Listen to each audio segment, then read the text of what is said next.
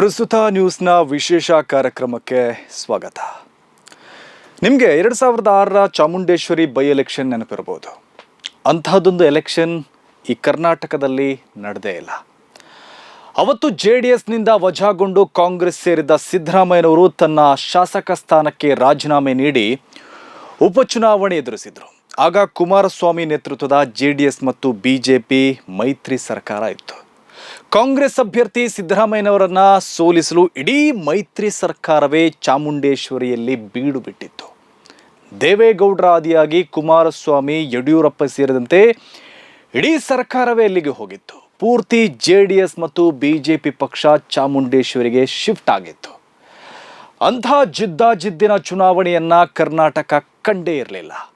ಅಂತಿಮವಾಗಿ ಸಿದ್ದರಾಮಯ್ಯನವರು ಅಲ್ಪ ಮತದಲ್ಲಿ ಗೆದ್ದರು. ಆ ಗೆಲುವು ಸಿದ್ದರಾಮಯ್ಯನವರನ್ನ ಮಾಸ್ ಲೀಡರ್ ಆಗಿ ಪರಿವರ್ತನೆ ಮಾಡಿತ್ತು.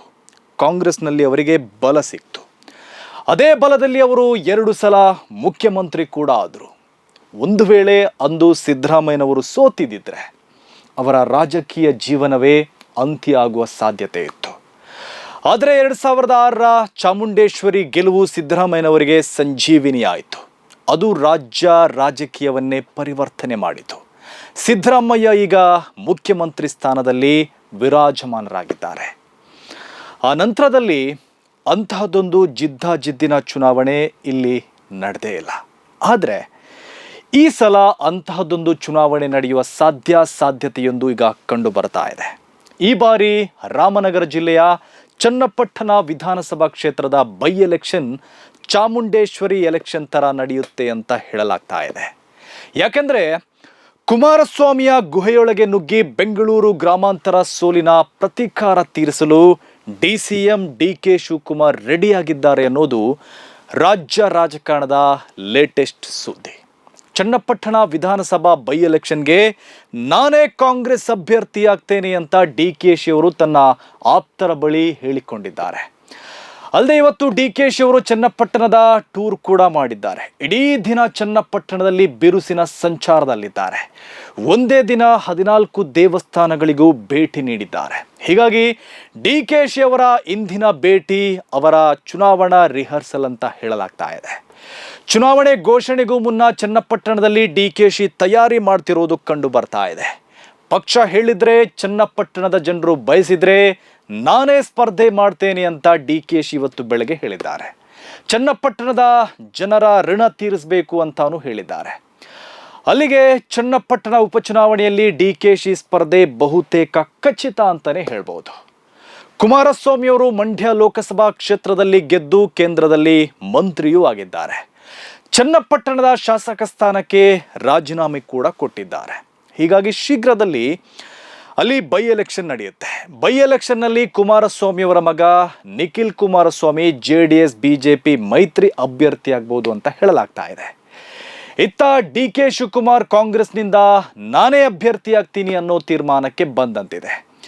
ಹಾಗಿದ್ರೆ DKಶಿ ಅವರು ಯಾಕೆ ಚನ್ನಪಟ್ಟಣದ ಮೇಲೆ ಕಣ್ಣಿಟ್ಟಿದ್ದಾರೆ ಅಂತ ನೋಡಲು ಹೋದರೆ ನಮಗೆ ಕಾಣೋದು ದೇವೇಗೌಡರು ಮತ್ತು DKಶಿ ಕುಟುಂಬದ ನಡುವಿನ ರಾಜಕೀಯ ಜಿದ್ದು. ಮೊನ್ನೆಯ MP ಎಲೆಕ್ಷನ್ನಲ್ಲಿ ದೇವೇಗೌಡರ ಅಳಿಯ ಮಂಜುನಾಥ್ ಅವರು ಬೆಂಗಳೂರು ಗ್ರಾಮಾಂತರದಲ್ಲಿ DKಶಿ ಅವರ ತಮ್ಮ DK ಸುರೇಶ್ ಅವರನ್ನು ಸೋಲಿಸಿದ್ದಾರೆ. ಅಲ್ಲಿ ಸೋತಿದ್ದು ಸುರೇಶ್ ಆದರೂ ಅದರ ಹೊಡೆತ ಬಿದ್ದಿರುವುದು DK ಶಿವಕುಮಾರ್ಗೆ. ಬೆಂಗಳೂರು ಗ್ರಾಮಾಂತರದ ಸೋಲು DKಶಿ ಅವರ ಒಕ್ಕಲಿಗ ನಾಯಕತ್ವಕ್ಕೆ, ಅವರ ಆ ಪಟ್ಟಕ್ಕೆ ಹಾನಿ ಮಾಡಿದೆ. ಅವರ CM ಸ್ಥಾನದ ಕನಸಿಗೂ ತಣ್ಣೀರು ಹಾಕಿದೆ. ಅದನ್ನ ಸರಿಪಡಿಸಬೇಕು ಎಂದಾದರೆ ದೇವೇಗೌಡರ ಕುಟುಂಬದ ಅಖಾಡದಲ್ಲೇ ರಿಸ್ಕ್ ತೆಗೆದುಕೊಂಡು ಪಾಲಿಟಿಕ್ಸ್ ಮಾಡಲೇಬೇಕಾಗಿದೆ. ಮೊದಲಿಗೆ ಚನ್ನಪಟ್ಟಣದಲ್ಲಿ DK ಸುರೇಶ್ ಕಾಂಗ್ರೆಸ್ ಅಭ್ಯರ್ಥಿ ಆಗ್ತಾರೆ ಅಂತ ಹೇಳಲಾಗ್ತಾ ಇತ್ತು. ಆದರೆ DK ಸುರೇಶ್ಗೆ ಮತ್ತೊಂದು ಸೋಲಾದರೆ ಅದು ಅವರ ರಾಜಕೀಯ ಭವಿಷ್ಯವನ್ನೇ ಇನ್ನಷ್ಟು ಸಂಕಷ್ಟಕ್ಕೆ ತಂದೊಡ್ಡುತ್ತೆ. ಕುಮಾರಸ್ವಾಮಿ ಅವರ ಮಗ ನಿಖಿಲ್ ಕುಮಾರಸ್ವಾಮಿ ಹೇಗೆ ಸತತ ಸೋಲಿನಿಂದ ರಾಜಕೀಯವಾಗಿ ಹೊಡೆತ ತಿಂದಿದ್ದಾರೋ ಅದೇ ಪರಿಸ್ಥಿತಿ ತನ್ನ ತಮ್ಮನಿಗೂ ಬರಬಹುದು ಎಂಬ ಆತಂಕ DKಶಿಗೆ ಇದ್ದಂತಿದೆ. ಹಾಗಾಗಿ ಚನ್ನಪಟ್ಟಣದ ಬೈ ಎಲೆಕ್ಷನ್ ರಿಸ್ಕ್ ಅನ್ನ ಸ್ವತಃ ತಾನೇ ತೆಗೆದುಕೊಳ್ಳಲು DK ಶಿವಕುಮಾರ್ ಮುಂದಾಗಿದ್ದಾರಂತೆ.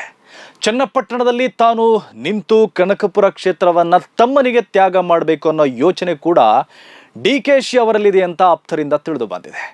ಅಲ್ಲದೆ ತಾನು ಕಾಂಗ್ರೆಸ್ ಅಭ್ಯರ್ಥಿಯಾದರೆ ನಿಖಿಲ್ ಕಣಕ್ಕೆ ಇಳಿಯಲ್ಲ ಎಂಬ ವಿಶ್ವಾಸ DKಶಿ ಅವರಿಗೆ ಇದೆಯಂತೆ.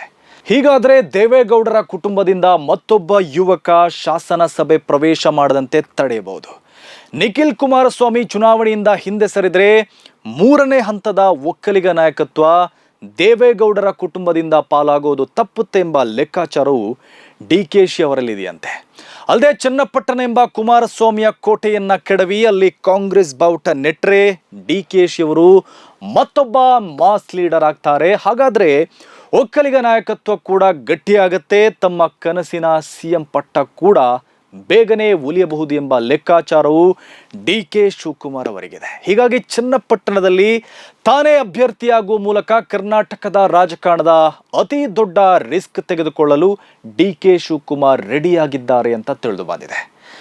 ನಮಗೆ ಸಿಕ್ಕಿರುವ ಮಾಹಿತಿ ಪ್ರಕಾರ ಚನ್ನಪಟ್ಟಣಕ್ಕೆ ನಾನೇ ನುಗ್ತೀನಿ, ಕುಮಾರಸ್ವಾಮಿ ಅವರ ಕೋಟೆಯನ್ನೇ ಕೆಡವುತ್ತೀನಿ, ತಮ್ಮನ ಸೋಲಿಗೆ ರಿವೆಂಜ್ ತಗೋತೀನಿ ಅಂತ DKಶಿ ಶಪಥ ಮಾಡಿದ್ದಾರೆ ಎನ್ನಲಾಗ್ತಾ ಇದೆ. ಇದೆಲ್ಲ ನಿಜವಾದರೆ, ಕಾರ್ಯರೂಪಕ್ಕೆ ಬಂದರೆ ಚನ್ನಪಟ್ಟಣ ಬೈ ಎಲೆಕ್ಷನ್ ಜಿದ್ದಿನ ಅಖಾಡವಾಗೋದ್ರಲ್ಲಿ ಯಾವುದೇ ಸಂಶಯವಿಲ್ಲ. ಬಹುಶಃ 2006ರ ಚಾಮುಂಡೇಶ್ವರಿ ಬೈ ಎಲೆಕ್ಷನ್ ಅನ್ನೇ ಮೀರಿಸುವಂತೆ ಚನ್ನಪಟ್ಟಣ ಬೈ ಎಲೆಕ್ಷನ್ ನಡೆದರೂ ಅಚ್ಚರಿ ಇಲ್ಲ. 2006ರಲ್ಲಿ ಸಿದ್ದರಾಮಯ್ಯ ಮೇಲೂ JDS BJP ಒಂದಾಗಿ ಎಲೆಕ್ಷನ್ ಮಾಡಿತ್ತು. ಈಗ DKಶಿ ಚನ್ನಪಟ್ಟಣದಲ್ಲಿ ನಿಂತರೆ ಅದೇ JDS ಮತ್ತು BJP ಒಂದಾಗಿ ಬರುತ್ತೆ.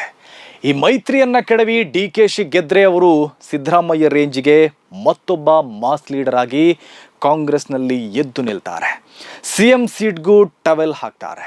ತಮ್ಮನ ಸೋಲಿಗೂ ಪ್ರತೀಕಾರ ತೀರಿಸಿದಂತೆ ಆಗತ್ತೆ. ಸೋಲಿನಿಂದ ಕಳೆದುಕೊಂಡ ಇಮೇಜ್ ಅನ್ನ ಮತ್ತೆ ಪಡೆದುಕೊಳ್ತಾರೆ. ಒಕ್ಕಲಿಗ ಸಮುದಾಯಕ್ಕೂ ಲೀಡರ್ ಆಗ್ತಾರೆ. ಹೀಗಾಗಿ ಚನ್ನಪಟ್ಟಣ ಬೈ ಎಲೆಕ್ಷನ್ ನಲ್ಲಿ ರಿಸ್ಕ್ ತೆಗೆದುಕೊಳ್ಳಲು DKಶಿ ರೆಡಿ ಆದಂತಿದೆ. ಅಲ್ಲದೆ DKಶಿ ಅವರು ರಿಸ್ಕ್ ತೆಗೆದುಕೊಂಡೇ ನಾಯಕನಾಗಿ ಬೆಳೆದು ಬಂದವರು. ಅವರು ರಿಸ್ಕ್ ಇಲ್ಲದೆ ರಾಜಕಾರಣ ಮಾಡಿದ್ದಿದ್ರೆ ಈ ಮಟ್ಟಕ್ಕೆ ಬೆಳೀತಾನೆ ಇರಲಿಲ್ಲ. ರಾಜಕಾರಣದಲ್ಲಿ ಹೆಚ್ಚಿನ ಜನರು ಸೇಫ್ ಆಟ ಆಡ್ತಾರೆ. ಎಷ್ಟು ಸುಲಭದಲ್ಲಿ ತಮ್ಮ ಬುಡವನ್ನ ಗಟ್ಟಿ ಮಾಡಲು ಸಾಧ್ಯವೋ ಅಷ್ಟು ಅವರು ಸೇಫ್ ಆಗಿ ನೋಡ್ತಾರೆ. ಆದರೆ ಕೆಲವರಷ್ಟೇ ರಿಸ್ಕ್ ತೆಗೆದುಕೊಳ್ಳಲು ರೆಡಿ ಇರ್ತಾರೆ. ಕರ್ನಾಟಕದ ರಾಜಕಾರಣದಲ್ಲಿ ರಿಸ್ಕ್ ತೆಗೆದುಕೊಳ್ಳಲು ರೆಡಿ ಇರುವ ರಾಜಕಾರಣಿ ಅಂದರೆ ಅದು DK ಶಿವಕುಮಾರ್. DKಶಿಯಷ್ಟು ರಿಸ್ಕ್ ತೆಗೆದುಕೊಳ್ಳುವ ಮತ್ತೊಬ್ಬ ರಾಜಕಾರಣಿಯೇ ಇಲ್ಲ ಅಂತಾನು ಹೇಳ್ಬೋದು. ದೇವೇಗೌಡರಂತಹ ದೇವೇಗೌಡರನ್ನೇ ಎದುರಾಕಿಕೊಂಡು ಅವರ ಕುಟುಂಬವನ್ನ ರಾಜಕೀಯವಾಗಿ ಎದುರಿಸಿಕೊಂಡು ಈ ಮಟ್ಟಕ್ಕೆ ಅವರು ಬೆಳೆದು ನಿಲ್ಲಲು ಅವರು ತೆಗೆದುಕೊಂಡಿರುವ ರಿಸ್ಕ್ಗಳು ಕೂಡ ಕಾರಣ. ಅಂತಹ ಹಿನ್ನೆಲೆ ಹೊಂದಿರುವ DKಶಿ ಅವರು ಈಗ ಮತ್ತೊಂದು ರಿಸ್ಕ್ ತೆಗೆದುಕೊಳ್ಳಲು ರೆಡಿಯಾಗಿದ್ದಾರೆ.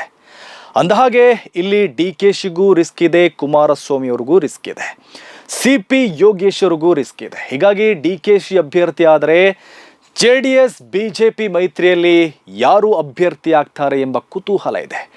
DKಶಿಯ ಕಣಕ್ಕಿಳಿದರೆ ನಿಖಿಲ್ ಕುಮಾರಸ್ವಾಮಿ ಸ್ಪರ್ಧೆಯಿಂದ ಹಿಂದೆ ಸರಿಯಬಹುದು ಎಂಬ ವಿಶ್ಲೇಷಣೆಗಳು ನಡೀತಾ ಇದೆ. DKಶಿ ಮುಂದೆ ಮತ್ತೊಮ್ಮೆ ತನ್ನ ಮಗನನ್ನ ಬಲಿ ಕೊಡಲು ಕುಮಾರಸ್ವಾಮಿ ಮನಸ್ಸು ಮಾಡಲ್ಲ ಎನ್ನಲಾಗ್ತಾ ಇದೆ. CP ಯೋಗೇಶ್ವರ್ ಅಭ್ಯರ್ಥಿ ಆದರೆ ಕುಮಾರಸ್ವಾಮಿ ಅವರಿಗೆ ಚನ್ನಪಟ್ಟಣದ ಹಿಡಿತ ತಪ್ಪಿ ಹೋಗುತ್ತೆ. ಇದರಿಂದ DKಶಿ ಸ್ಪರ್ಧೆ ಮಾಡ್ತಾರೆ ಎಂಬ ಸುದ್ದಿಯೇ ಮೈತ್ರಿ ಪಕ್ಷಗಳಲ್ಲಿ ಕಂಪನ ಸೃಷ್ಟಿಸಿದೆ. ಹೀಗೆ ಒಂದೇ ಕಲ್ಲಿನಲ್ಲಿ ಹಲವು ಹಕ್ಕಿಗಳನ್ನು ಹೊಡೆಯಲು DKಶಿ ರಣತಂತ್ರ ಮಾಡ್ತಿದ್ದಾರಂತೆ. ಹೀಗಾಗಿ ಮುಂದೇನಾಗುತ್ತೋ ಎಂಬುದು ಕಾದು ನೋಡಬೇಕಾಗಿದೆ.